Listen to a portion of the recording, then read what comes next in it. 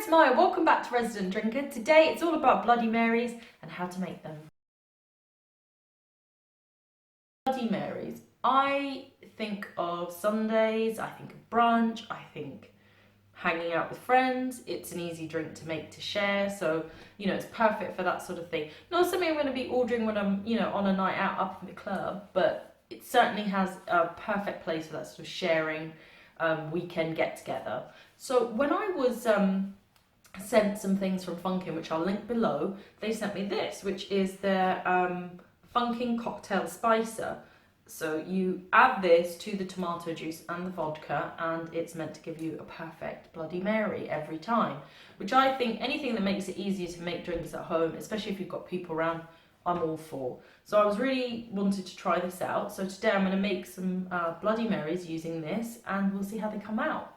But before I do that, whilst looking for the ultimate Bloody Mary recipe, I found some interesting.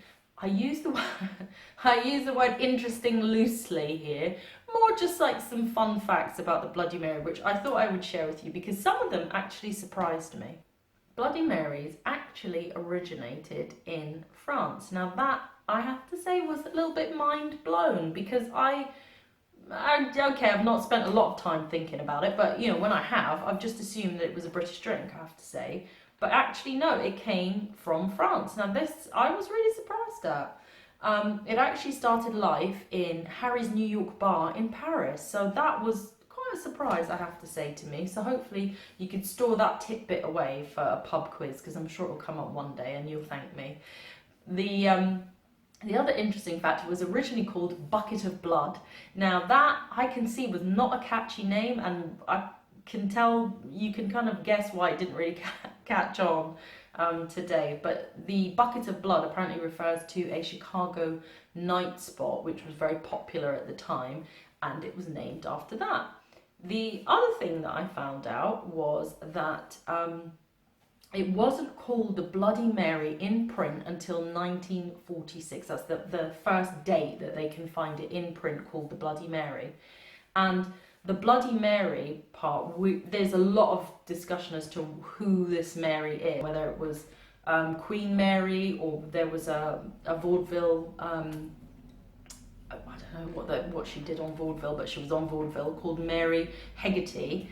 And she is apparently also the namesake of it. So who knows where the Mary came from, but it certainly wasn't in print until 1946, actually called the Bloody Mary as we know it today.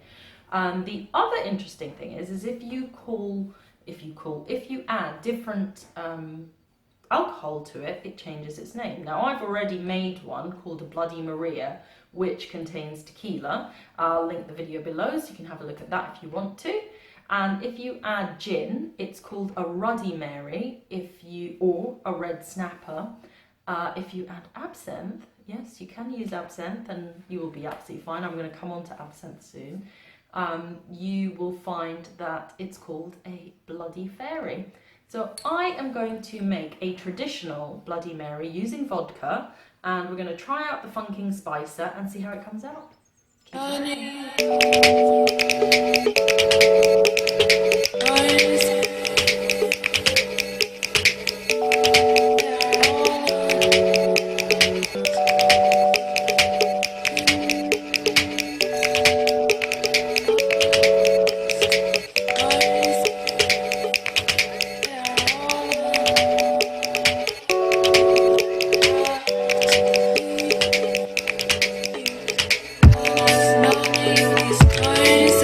all